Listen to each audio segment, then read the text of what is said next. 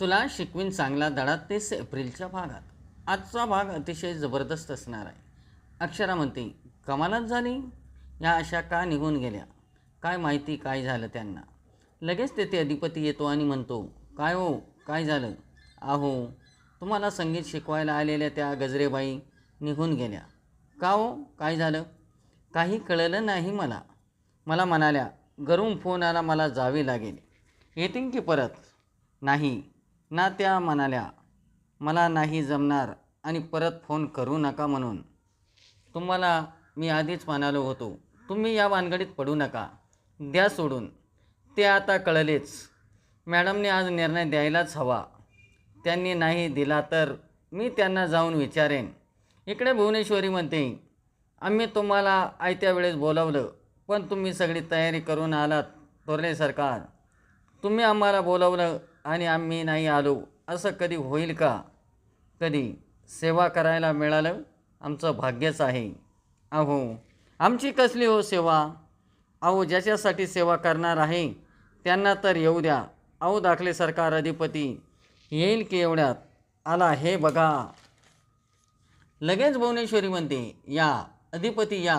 सर्वजण अधिपतीला रामराम घालतात. 100 वर्ष आयुष्य आहे तुम्हाला. आत्ताच तुमचा विषय झाला आणि तुम्ही हजर. अहो, आत या की या. काय सुनबाई, शेवटी तुम्ही बाहेर गेलातच. त्यांच्या वडिलांची तब्येत ठीक नव्हती म्हणून बघायला गेल्या होत्या. भुवनेश्वरी म्हणते, आता कशी आहे? तब्येत चांगली आहे त्यांची. अधिपती म्हणतो, सांगा की कोण मंडळी आहे, काय ओळख यांची? कळण तुम्हाला, सगळं कळण. दुसरीकडे चारवंश आपल्या खोलीत फिरत असतात. तेथे धनाजी येतो चहा देण्यासाठी. चारवंश म्हणतात, धनाजी, आवाज कसला येतोय? कोण आलं आलं? माणसं आली, थोरल्या सरकारांनी बोलावली. चारवंश म्हणतले मनात, आज काही झालं तरी अधिपतीच्या गाण्याचा निकाल लागला पाहिजे. चारवंश खाली येतात. भुवनेश्वरी अक्षराचा आणि अधिपतीला म्हणते, तुम्ही दोघं अशी उभी का? बसा ना. भुवनेश्वरी म्हणते, बरं झालं तुम्ही आलात ते. आम्ही तुम्हाला बोलवणं धाडणारच होतो, या. अधिपती म्हणतो, बरं ऐका, लय नका ताणून धरू. सांगा की काय विषय आहे ते. भुवनेश्वरी म्हणते, बोवा आलोच. आलेली मंडळी तबला, हार्मोनियम सर्व साहित्य आणतात. अक्षरा म्हणते, इथं गाण्याची मैफिल होणार आहे का? काय आहे आई ये? भुवनेश्वरी म्हणते, तुम्हाला गाणं शिकायचं होतं ना, आम्ही सारं वाद्य मेळ आणला इथं. अधिपती म्हणतो, तुमची परवानगी आहे? मग हे सारं कशाला गोळं केलं इथं? माझा विश्वास बसाना. अहो, आता एवढा समोर दिसतंय तरी तुमचा विश्वास बसाना. अधिपती, तुमची इच्छा आहे ना गाणं शिकण्याची, शिका की मग. असं कधी झालं का तुम्ही एखादी गोष्ट आम्हाला मागितली आणि आम्ही दिली नाही तुम्हाला? आमचा जीव आहे तुमच्यावर. तुमच्या सगळ्या इच्छा आम्ही पूर्ण करणार. तुम्हाला हवं ते आम्ही देणार. इकडे अक्षराचे वडील नाश्ता करत असतात. ते म्हणतात, अक्षरा येऊन गेल्यानं एकदम मन प्रसन्न होतं. तिचा हसरा चेहरा बघितला का एकदम मला आनंद होतो. पोरीचं बघा ना, ज्या घरात ती पडली त्या घरात शिक्षणाचा 36चा आकडा आहे. अधिपतीचंच बघा ना, त्यांना आता ती गाणं शिकवत आहे. ते सगळं खरं आहे, पण भुवनेश्वरी मॅडमला ते पटेल का? त्या परवानगी देतील का? उगच या मुद्द्यामुळे त्यांच्या घरात वादाची ठिणगी नको पडायला. हो नाही हो, हे बघा सगळं चांगलं होईल, नसत्या शंका नका आणू तुम्ही मनात. आणि तसंही अक्षरा जे ठरवते ते पूर्ण करून दाखवतेच, हो की नाही? हो हो, खाओ तुम्ही, नका विचार करू. अधिपती म्हणतो, तुम्ही विषय एकदम हार्ड केला आहे. सरप्राईजचा एकदमच तुम्ही बॉम्बच फोडला हो. भुवनेश्वरी म्हणते, हा आमचा प्रेमाचा बॉम्ब आहे. अधिपती, आम्ही तुमच्यासाठी काहीही करू शकतो. अधिपती, तुम्ही आम्हाला काहीही मागा, तुमच्यासाठी आम्ही कुठलीही गोष्ट आणून देणार. जग इकडलं तिकडं करू, पण देणारच. अधिपती म्हणतो, अहो तुमचं आमच्यावर किती प्रेम आहे हे सांगण्याची गरज नाही. आम्ही नशीबवान आहेत. भुवनेश्वरी म्हणते, बास, गाणं शिकायला सुरुवात करायची का आजपासून? भुवनेश्वरी म्हणते, हॅप्पी. अधिपती म्हणतो, हॅप्पी. अक्षरा आनंदाने म्हणते, thank you so much madam. Bhuvaneshwari म्हणते, कसलं आलं त्यात थँक्यू वगैरे? घरातले घरात कसलं आलं हे आभार प्रदर्शन? लेकासाठी आईने केलं, ही कुठली लई मोठी गोष्ट आहे? लगेच चारवंश सर म्हणतात, नाही नाही, खूप अनपेक्षित गोष्ट घडली ही. अधिपतीच्या दृष्टीने खूप मोठी गोष्ट झाली ही. अहो, तुम्ही जेव्हा आम्हाला म्हटले होते ना त्यावेळेसच आम्ही ठरवलं होतं. पण ह्या सगळ्या गोष्टी करायला ना वेळ लागणारच ना.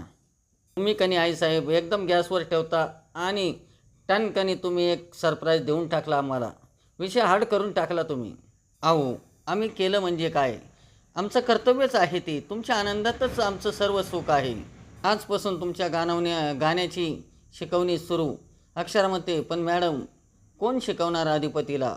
मी एक शिक्षिका बोलावल्या होत्या गाणं शिकवायला, पण त्या अचानक निघून गेल्या. काय झालं काही कळलंच नाही. आता कोण शिकवणार? कारण हे वादक आहे ना. सुनबाई तुम्ही नका लोड घेऊ, त्याचं पण नियोजन केलं आहे आम्ही. भुवनेश्वरी म्हणते, धनाजी. अधिपती म्हणतो, धनाजी शिकवणार? तंबोरं घाला आमच्या डोक्यात. काय बोलताय अधिपती तुम्ही? धनाजी घेऊन ये त्यांना. अधिपतीला गाणं शिकवणाऱ्या शिक्षका खाली येतात आणि त्या भुवनेश्वरी मॅडम व सर्वांनाच नमस्कार घालतात. काय हो, बरं वाटतंय ना आता? अक्षरा येऊन गेली ना तेव्हापासून जरा मला तरतरीत वाटतंय. एका मुलीची काहीही काळजी नाही आणि दुसऱ्या मुलीची काळजी संपत नाही. तिला कसं समजून सांगावं, काय सांगावं काहीही कळत नाही. खूप विचित्र वागायला लागली इरा. बघ ना किती वाजून गेले, अजूनसुद्धा घरी आलेली नाही आहे. तिला जरा फोन लाव. अहो काही सांगायचं नाही, काही कळवायचं नाही, काही बोलायचं नाही. सगळं आपलं गृहीत धरायचं. तेवढ्यात इरा येते आणि म्हणते, बरोबर. आणि अजून काय करते मी? काहीही काम करत नाही. मला मान्य आहे मी वाईट आहे. लगेच बाबा म्हणतात, इरा अगं शांत हो थोडी. काय शांत हो मी? आई एकदा तरी माझ्याविषयी चांगलं बोलते. माझी इच्छाच आहे चांगलं बोलण्याची, पण तू तशी संधी देतेस का? तू वागतेस कशी माहिती आहे का तुला? तू एकदा तरी विचार केला काही मी असं का वागतेस? माझ्या प्रॉब्लेमचा कधी विचार केला का तू? तुझे प्रॉब्लेम ताईकडे बघ. तिला कितीही प्रॉब्लेम आले तरी ती त्यातून मार्ग काढते आणि पुढे चालते. अधिपतीला ती शिकवते आणि आता गाणंही ती शिकवणार आहे. ती नाही हातावर हात ठेवून बसली, मला प्रॉब्लेम आहे असं म्हणत. मार्ग काढला ना तिने. रागाने इरा तिथे असलेल्या तांब्या फुलपात्र फेकून देते. इरा म्हणते, ताई मार्ग काढते ना, करतो तो ना, वान आहे ना ताई. मग मी जर ताईला छोटं काम सांगितलं तर ती करू शकेल का? निखिलची नोकरी परत मिळवायची. तिने जर ताईने निखिलची नोकरी परत मिळवली तर मी सुद्धा तिचे कौतुक करल. मी नुसतं तिचा कौतुक नाही करल तर ताईचा सत्कार करेल, सत्कार. जर तिने हे काम केलं तर. मार्ग काढते ना, बघू काय करते ती. अक्षरा म्हणते, मॅडम ह्या शिकवणार आहेत का गाणं? भुवनेश्वरी म्हणते, म्हणजे यांच्या नावातच गाणं आहे. सरगम यांच्या गाण्याचे कार्यक्रम होतात, रेडिओवर गातात, टी व्हीवर पण आल्या होत्या त्या. एकदम चांगला गळा आहे त्यांचा. आमच्या अधिपतीला शिकायचं गाणं म्हटल्यावर आम्ही कोणी ऐरगैर आणणार होय? भुवनेश्वरी म्हणते, गाऊन दाखवा. लगेच सरगम गाणं गायला तयार होतात. बसा सगळ्यांनी बसून घ्या. गाणं गाणारे अतिशय सुंदर असं गाणं गातात. गाणं झाल्यानंतर सर्वजण टाळ्या वाजवतात आनंदाने. लगेच अधिपती उभा राहून म्हणतो, खरंच काय गाणं म्हटलात तुम्ही, एक नंबर. काय आवाज आहे हो तुमचा मास्तरीनबाई. लगेच अक्षरा उभे राहते आणि म्हणते, मास्तरीनबाई? अधिपती म्हणतो, तुम्हाला नाही यांना म्हटलं. लगेच या उठल्या. या गाणं शिकवणार म्हणजे मास्तरीनबाई या अर्थाने म्हटलं हो. खरंच एक नंबर आवाज आहे तुमचा. काय हात आहे राव तुमचा तबल्यावर. काय बोटं फिरतात तुमचे पेटीवर. लय भारी वाटलं आईसाहेब. भुवनेश्वरी म्हणते, पसंत आहे ना तुम्हाला शिक्षिका? एक नंबर आहे अहो मास्तरीनबाई. सरगम म्हणते, मग कधी सुरू करूया? भुवनेश्वरी, आज झाला पहिला दिवस, ओळख पाळख झाली. आता करा उद्यापासून सुरुवात आणि तुम्ही अजिबात काळजी करू नका, मी तुम्हाला तुमच्या कलेने शिकवेल. अधिपती म्हणतो, आता आमच्या कलानेच घ्यावा लागेल तुम्हाला. आम्हाला गाण्याचं काहीही कळत नाही. यांनी आम्हाला हरभऱ्याच्या झाडावर चढवलं आणि आम्ही आता घोड्यावर चढतोय. डोंट वरी, मी आहे ना. अहो अधिपती, त्यांचं कामच आहे ते. त्या तुम्हाला बरोबर तयार करणार. आजचा भाग कसा वाटला ते लाईक करा, शेअर करा आणि आमच्या चॅनलला सबस्क्राईब करा.